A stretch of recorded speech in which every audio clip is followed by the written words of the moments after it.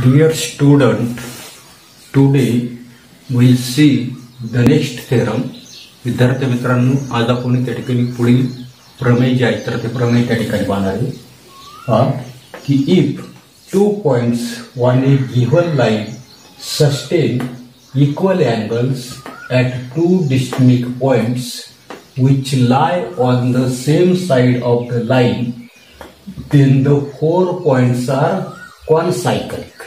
काय सांगितलं की रेषेचे दोन भिन्न बिंदू त्या रेषेच्या एकाच बाजूला असणाऱ्या दोन भिन्न बिंदूशी एकरूप अशा प्रकारचा एकरूप कोन निश्चित करत असतील तर ते चारीच्या चारी असणारे जे काही बिंदू जे आहेत तर ते बिंदू कसे सांगितलं आपल्याला कॉनसायकलिक, म्हणजे ते चारही बिंदू एकाच वर्तुळावर त्या ठिकाणी असतात. इथे आता याच्यासाठी आपल्याला त्या ठिकाणी गिव्हन जे आहे तर ते गिव्हन त्या ठिकाणी लिहायचे. गिव्हन तर याच्यासाठी आपल्याकडे आकृती त्या ठिकाणी आहे बघा की पॉइंट्स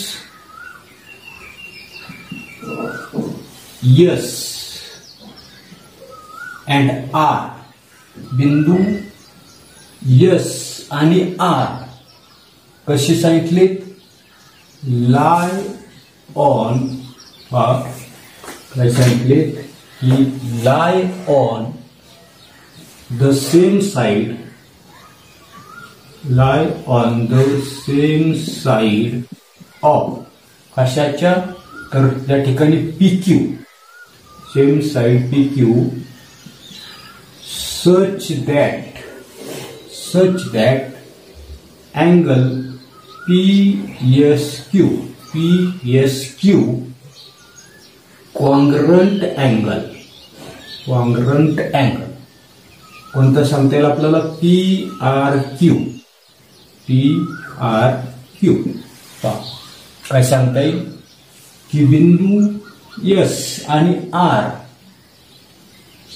रेषा PQच्या एकाच बाजूला आहे आणि यामुळे काय होतं दिसतंय की कोन PSQ एकरूप कोन PRQ बरोबर. आता साध्य म्हणजेच त्या ठिकाणी टू प्रूव्ह आपल्याला काय सिद्ध करायचंय, टू प्रूव्ह पॉइंट्स. आता कोणकोणते पॉइंट्स तर त्या ठिकाणी PSRQ पॉइंट्स, PQ पहिलं मी त्या ठिकाणी येस म्हणतो, PSRQ आर कॉनसायकलिक. तर हे जे काही चारच्या चारी असणारे जे काही बिंदू जे आहेत तर ते कसे आहेत, एकाच वर्तुळावर आहेत. याचाच अर्थ काय तर त्या ठिकाणी हा जो काही चौकोन आहे ही चौकोन PQRS हा त्या ठिकाणी चक्रीय आहे. हे आपल्याला काय करायचंय तर त्या ठिकाणी दाखवायचंय.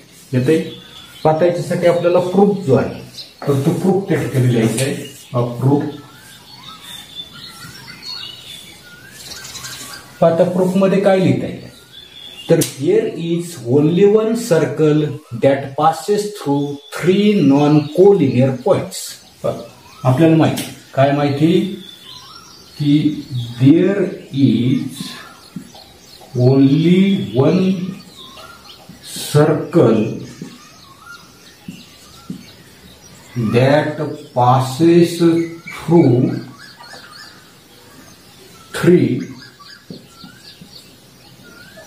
non-collinear points. हे आपल्याला माहिती काय माहिती की 3 असणारे जे काही नैक रेषीय असणारे जे काही बिंदू जे आहेत तर त्या 3 नैक रेषीय बिंदू मधून काय होतं दिसतं, एकच वर्तुळ जे आहे तर ते एकच वर्तुळ त्या ठिकाणी जात बरोबर. आणि म्हणून a circle that passes through point कोणकोणते PSQ आणि म्हणून आपण या ठिकाणी 3 असणारे जे काही नैक रेषीय बिंदूचे आहेत कोणकोणते तर पॉइंट्स PSQ याच्यामधून काय आता नसते सर्कल जे आहे तर ते सर्कल त्या ठिकाणीच आहे बरोबर. म्हणून या ठिकाणी तुम्ही पुढे therefore a circle passes through points P, S and Q. आणि म्हणून हे जे काही तीन नैकरेषीय बिंदू जे आहेत तर या तीन नैकरेषीय बिंदू मधून एक वर्तुळ त्या ठिकाणी जाईल. Let us assume that the fourth point R does not lie on the circle. पुढे या ठिकाणी लिहितो मी की let us assume that the fourth point, कोणता फोर्थ पॉइंट आहे R does not lie on the circle. आपण असं मानू की हा जो काही आर बिंदू जो आहे तर तो आर बिंदू वर्तुळ जे आहे तर त्या वर्तुळावर त्या ठिकाणी नाही. आता वर्तुळावर जर नसेल तर तो कुठे असणार आहे. Therefore it lies either in the interior are in the exterior of the circle. बरोबर. आणि therefore it lies either in interior or exterior of the circle. हा जो काही आर बिंदू जो आहे तर तो आर बिंदू जर त्या ठिकाणी वर्तुळावर जर नसेल तर तो कुठे असेल.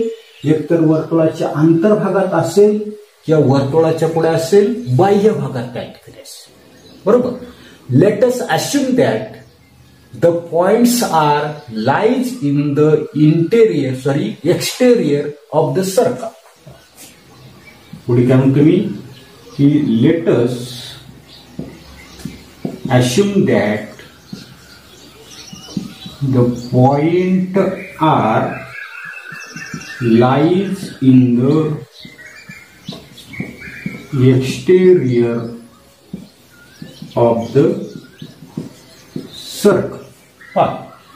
या ठिकाणी पॉइंट आर जो आहे तर तो आर पुढे काढलेला मी वर्तुळ जे आहे तर त्या वर्तुळाच्या काय केलेलं आहे बाह्य भाग जे आहे तर त्या बाह्य भागामध्ये अशा पद्धतीने मी त्या ठिकाणी दाखवले. बरोबर. आता याच्यामध्ये आपल्याला काही कन्स्ट्रक्शन जे आहे तर ती कन्स्ट्रक्शन त्या ठिकाणी करायची. आता कोणकोणती कन्स्ट्रक्शन करणार आहे पहा की लेट सेगमेंट पी आर. हा जो काही सेगमेंट पी आर जो आहे तो पहिल्यांदा आपण त्या ठिकाणी काढू. पहिल्यांदा आपण एक एक मी त्या ठिकाणी ड्रॉ करतोय. त्या ठिकाणी सगळेच आपल्याला त्या ठिकाणी पहिल्यांदा मी काय करतोय या ठिकाणी हा एक जॉईंट करतोय. त्याच्यानंतर पी क्यू जो आहे तो पी क्यू जॉईंट करतोय. त्याच्यानंतर हा अँगल जो आहे तर तो अँगल सुद्धा मी त्या ठिकाणी काढून घेतोय. आपल्याला काय करायचंय की segment P R intersect the circle at point P R मी त्या ठिकाणी काढतोय. आणि पी आर काढल्यानंतर तो वर्तुळाला ज्या ठिकाणी छेदतो तर त्याला काय नाव दिले तर या ठिकाणी टी नाव त्या ठिकाणी दिले. बरोबर. त्याच्यानंतर पुढे ड्रॉ सेगमेंट क्यू टी. हा एक सेगमेंट आपल्याला या ठिकाणी काढायचा आहे. हा एक सेगमेंट मी त्या ठिकाणी काढतो. तो तुटक याने मी त्या ठिकाणी दाखवतो कोणता क्यूटी. बरोबर. मग आता काय काय त्या ठिकाणी रचना केली आपण लिहू पहा की लेट सेगमेंट कोणता आहे P R intersects the circle at point T. आता काही सेगमेंट पी आर जो आहे तर तो पी आर काय करता दिसतोय त्या ठिकाणी जे काही वर्तुळ जे आहे तर त्या वर्तुळाला काय करतो टी मध्ये त्या ठिकाणी छेदतो. त्याचबरोबर हे एक आपण त्या ठिकाणी जोडून घेऊ.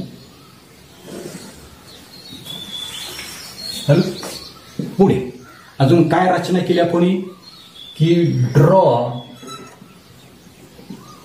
सेगमेंट क्यूटी एक सेगमेंट काय केलं आपण त्या ठिकाणी काढले. बरोबर. मग आता की आपल्याला काय काय दिले त्याचा आपल्याला विचार करायचा. या ठिकाणी गिव्हन मध्ये काय काय दिलेले पहा की हा असणारा अँगल आणि हा असणारा अँगल कसे दिलेले आपल्याला त्या ठिकाणी कॉन्ग्रंट दिलेले आणि म्हणून पहा की angle P S Q congruent angle कोणता असणार आहे पी आर क्यू हे आपल्याला गिव्हन मध्ये त्या ठिकाणी दिलेले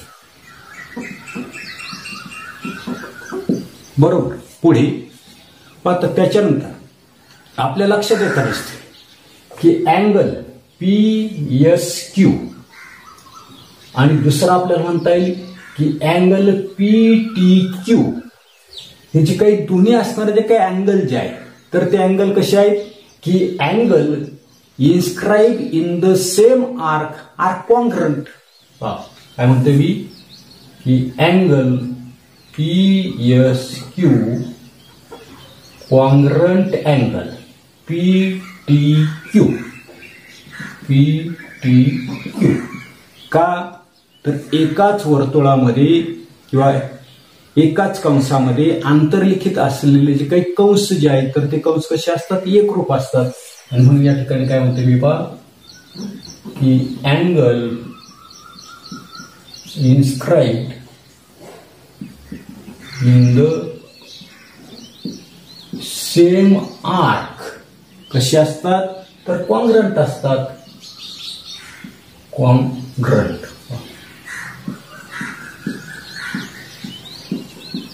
एकाच वर्तुळामध्ये आंतरलिखित असलेले कंस कसे असतात तर त्या ठिकाणी कॉन्ग्रंट असतात.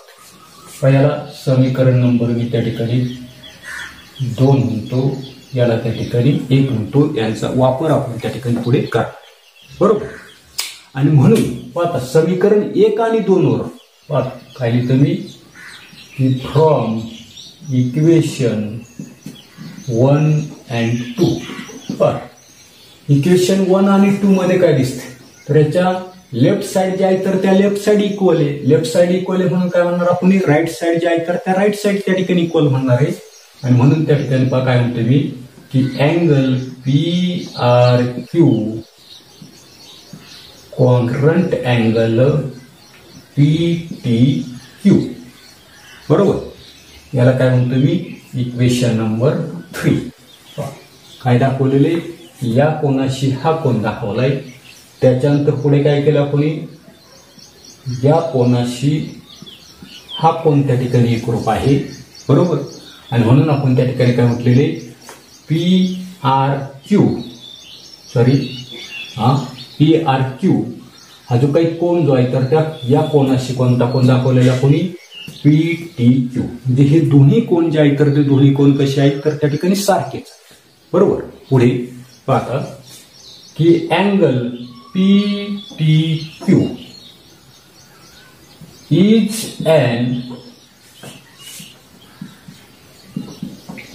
an exterior angle of triangle TRQ. पुढे या ठिकाणी मी पुसून टाकते हे पुढे की कोण पीटीक्यू हा जो काही पीटीक्यू कोण जो आहे तर तो काय आहे हा जो काही TRQ हा जो काही त्रिकोण जो आहे तर त्या त्रिकोणाचा बाह्य कोण आहे बरोबर. आता बाह्य कोणाच्या प्रमेयानुसार आणि म्हणून त्या ठिकाणी पुढे आपल्याला लिहिता येईल by the exterior angle theorem बाह्य कोणाच्या प्रमेयानुसार. आता बाह्य कोणाच्या प्रमेयानुसार काय असणार आहे तर angle PTQ greater than angle PRQ की बाह्य कोणाच्या प्रमेयानुसार PTQ या कोणाचं असणारे जे काही माप जे आहे तर ते माप कसं असणार आहे PRQ पेक्षा मोठं त्या ठिकाणी म्हणजे बाह्य कोणाचं माप या कोणाच्या मापापेक्षा कसं असणार आहे जास्त त्या ठिकाणी असणार आहे बरोबर. किंवा हाच कोण आपल्याला असाही त्या ठिकाणी लिहिता येईल की अँगल PTQ ग्रेटर आहे. आता हा जो काही TRQ हा जो काही कोन आपण लिहिलेला आहे, हाच कोन मी कसा लिहितोय, PRQ असा लिहू शकतो, ग्रेटर दॅन अँगल PRQ. याच्यामधला दरम्यानचा संबंध आपल्याकडे आहे P'T'R, P'T'R. बरोबर.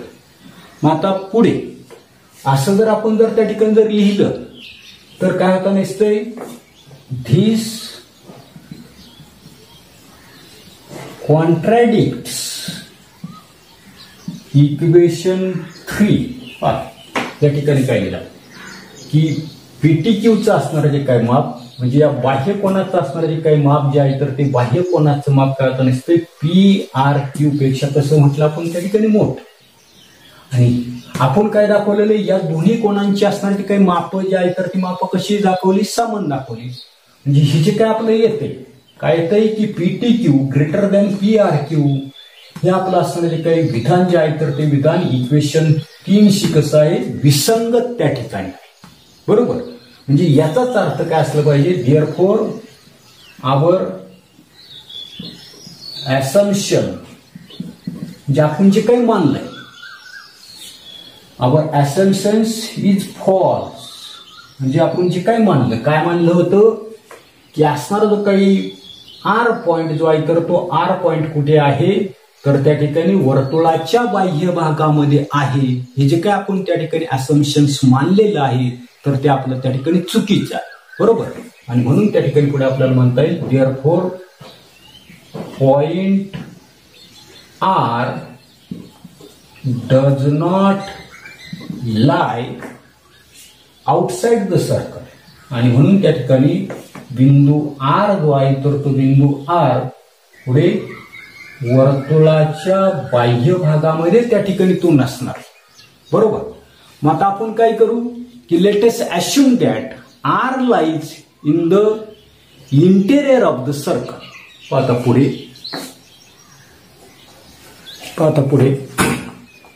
की let us assume that point R lies in the interior of the circle. पुढे let us assume that point R lies in the interior of the circle. की R बिंदू जो आहे तर तो R बिंदू कुठे आहे, वर्तुळाच्या अंतर्भागामध्ये. आता आपण काय करू, R बिंदू जो आहे तर तो R बिंदू काय करू, वर्तुळाच्या अंतर्भागामध्ये. पहिल्यांदा मी काय करतो, जे काही बिंदू जे आहे तर ते बिंदू काय करतोय तर त्या ठिकाणी जोडून घेतोय. आपल्याला R बिंदू जो आहे तर तो R बिंदू कुठे दाखवायचा आहे तर वर्तुळाच्या आतमध्ये त्या ठिकाणी दाखव. बरोबर. पुढे दाखवायचा आहे R बिंदू जो आपण बाहेर दाखवलाय तो आता काय करणार आपण वर्तुळाच्या अंतर्भागामध्ये दाखवतो. ही त्या ठिकाणी ही रेषा वर्तुळाला ज्या ठिकाणी छेदते तर त्याला काय म्हणणार आपण T नाव देणार. बरोबर.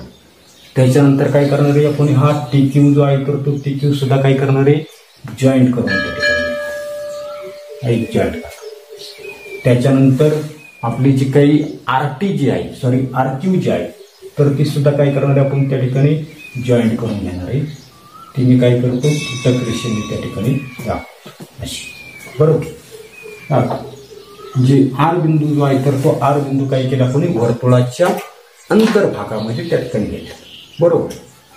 आता पुढे आपल्या लक्षात येतं की काय लक्षात येत नसते की पहा की अँगल PSQ म्हणता PSQ तो पण आपला जोडायचा राहिला. PSQ या ठिकाणी मी जोडतो.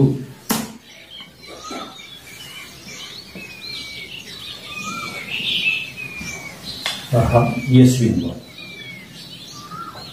अँगल PSQ कॉन्ग्रंट अँगल कोणता आहे आपला PRQ म्हणजे PRQ. बरोबर. हा अँगल आणि हा अँगल PRQ आर क्यू हे आपल्याला दिलेले बरोबर, ज्याला तुम्ही काय म्हणतो इक्वेशन नंबर त्या ठिकाणी 4 त्या ठिकाणी. त्याच्यानंतर पुढे आपल्याला माहिती आहे की angle inscribe in the same arc are congruent. आणि तुम्ही angle inscribe in the same arc are congruent बरोबर. या ठिकाणी एकाच वर्तुळामध्ये असणारे जे काही आंतरलिखित कोन जे आहेत तर ते कसे असतात, एकरूप त्या ठिकाणी असतात. मग आता या ठिकाणी एकाच कंसामध्ये असणारे जे काही आंतरलिखित कोन जे आहेत तर ते आंतरलिखित कोन कसे दाखवायचे आपल्याला त्या ठिकाणी एकरूप त्या ठिकाणी दाखवायचे. म्हणजेच पहा अँगल PSQ कॉन्ग्रंट अँगल कोणता तर PTQ. पहा PSQ आणि PTQ हे काय आहे, दोन कोन एकाच असणारा जो काही कंस जो आहे तर त्या एकाच कंसामध्ये आंतरलिखित असणारे कंस कोन त्या ठिकाणी आहे. ते कसे दाखवले आपण त्या ठिकाणी कॉन्ग्रंट त्या ठिकाणी दाखवले बरोबर. परंतु बट काय म्हणता येईल आपल्याला की अँगल PSQ कॉन्ग्रंट अँगल कोणता म्हणता येईल PRQ. काय म्हणता येईल, हा जो काही PTQ म्हटलं आपण PTQ याच्यात ऐवजी काय म्हणतो मी PRQ असं आपण त्या ठिकाणी म्हणू शकतो बरोबर. आणि हेच आपल्याला त्या ठिकाणी गिव्हन मध्ये त्या ठिकाणी दिलेले गिव्हन, याला आपण इक्वेशन नंबर 4 झालं, याला आपण त्या ठिकाणी 5 त्या ठिकाणी बरोबर. पण की फ्रॉम इक्वेशन 4 and 5 पण पुन्हा या ठिकाणी 4 आणि 5 आपल्याकडे आहे. याच्या पुन्हा काय दिसतात, डाव्या बाजू ज्या आहे तर त्या डाव्या बाजू सारखे आणि म्हणून त्या ठिकाणी याच्या ज्या आपल्याला इक्वेशन जे आहे तर त्या इक्वेशनचा विचार त्या ठिकाणी करायचा आहे. पहा की इक्वेशन मुळामध्ये इक्वेशन नंबर 4 जे आहे तर त्या 4 मध्ये या ठिकाणी इथे आपण त्या ठिकाणी 4 म्हणू येते कोणतं की PSQ येते का. आता काय होते ते आपण त्या ठिकाणी विचार करून नेमका पहा काय इक्वेशन 4 जे आहे तर ते 4 पहा आपलं काय होतं P कॉन्ग्रंट अँगल P या बाजूला म्हणा तुम्ही पहा angle PSQ congruent angle PTQ आपल्याला या ठिकाणी दिले बरोबर. पुढे इक्वेशन 4 आणि 5 चा आपल्याला विचार करायचा. आता 4 आणि 5 मध्ये डाव्या बाजू त्या ठिकाणी सारखे, डाव्या बाजू सारखे म्हणून आपण काय म्हणणार उजव्या बाजू त्या ठिकाणी सारखे आहे. आणि therefore angle PTQ congruent angle PRQ जिस काय होता दिसतंय कोन PTQ काय आहे PRQ शी हे दोन्ही कोन कसे आहेत तर त्या ठिकाणी एकरूप आपण त्या ठिकाणी दाखवले. याला इक्वेशन नंबर आपण काय म्हणून 6 त्या ठिकाणी येते. त्याच्यानंतर पुढे पहा त्या ठिकाणी जागा कमी आहे आपल्याकडं. पहा आता पुढे या ठिकाणी पहा की angle PRQ is an exterior angle of triangle RTQ. काय की कोन PRQ हा जो काही बाह्य कोन हा जो काही कोन जो आहे तर हा काय आहे की त्रिकोण RTQ चा त्या ठिकाणी हा बाह्य कोन त्या ठिकाणी. मग आपल्याला त्या ठिकाणी बाह्य कोनाचं प्रमेय त्या ठिकाणी माहिती exterior angle theorem. Therefore by exterior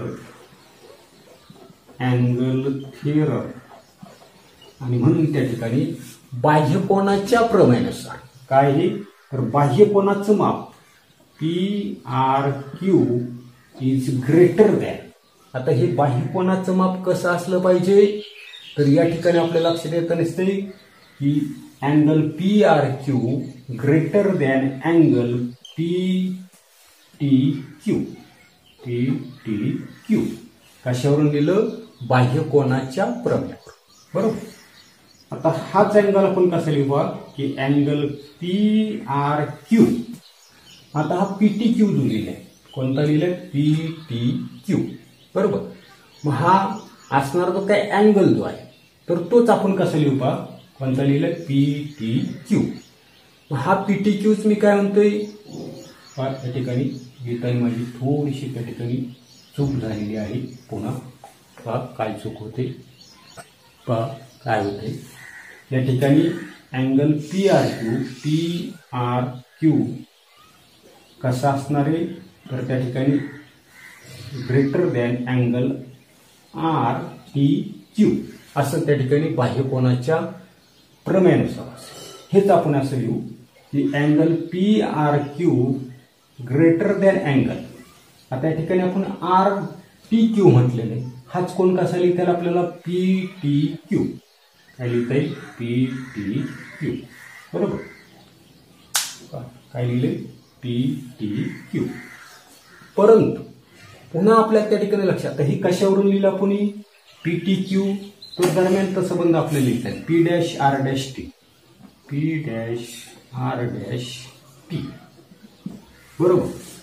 पुन्हा आपल्या लक्षात येतं नसते की धिस स्टेटमेंट किंवा धिस कॉन्ट्रॅडिक्ट्स इक्वेशन. इक्वेशन आपलं कोणतं आहे हे 6. इक्वेशन 6. इक्वेशन 6 मध्ये काय दाखवलं आपण PTQचं माप PTQचं माप आणि PRQचं माप सारखं दाखवलं. PRQचं माप कसं दाखवलेले सारखंच त्या ठिकाणी दाखवलं. आणि इक्वेशन आता या ठिकाणी इथे काय म्हटलं आपण PRQ कसा आहे ग्रेटर दॅन PTQ याच्यापेक्षा त्या ठिकाणी मोठा. इथे काय म्हटले दोघांची माप त्या ठिकाणी सारखीच दाखवली परंतु इथे आपण काय म्हटले की PRQचं असणारं जे काही माप जे आहे तर ते माप या कोणाच्या मापापेक्षा कसं आहे तर त्या ठिकाणी मोठं आहे. म्हणजे याचाच अर्थ हे जे काय आपलं स्टेटमेंट जे आहे विधान जे आहे तर ते विधान कसं आहे की समीकरण 6 त्या ठिकाणी विसंगत त्या ठिकाणी. मग विसंगत जर असेल तर काय सांगता येईल therefore point R does not lie in the interior of the circle. याचाच अर्थ बिंदू R जो आहे तर तो वर्तुळाच्या अंतर्भागामध्ये सुद्धा त्या ठिकाणी नसेल तर मग कुठे असेल बाह्य भागातही नाही अंतर्भागातही नाही तर तो कुठे असेल वर्तुळावर त्या ठिकाणी. Therefore points R lies on the circle. तो जर बाह्य भागातही नाही अंतर्भागातही नाही तर तो कुठे असला पाहिजे वर्तुळावर त्या ठिकाणी असला पाहिजे. बरोबर.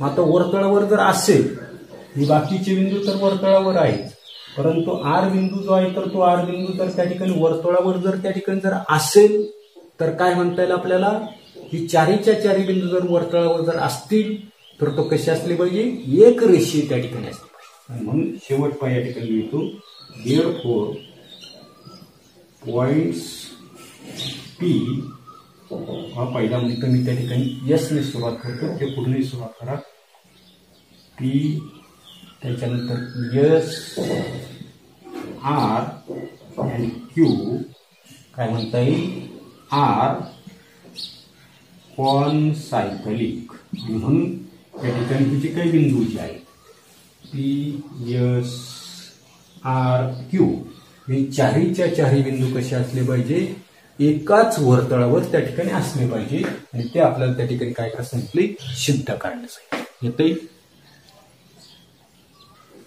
का एवढाच थेरम आपण या टाचाला त्या ठिकाणी बनवू। याचं फक्त काय करा स्टेटमेंट जे आहे तर ते स्टेटमेंट त्या ठिकाणी लक्षात ठेवा, सिद्धता लक्षात ठेवण्याची काही गरज नाही। पण एवढाच भाग आपण या तासाला पाहणार आहोत। पुढील भाग पुढील व्हिडिओमध्ये पाहू। धन्यवाद।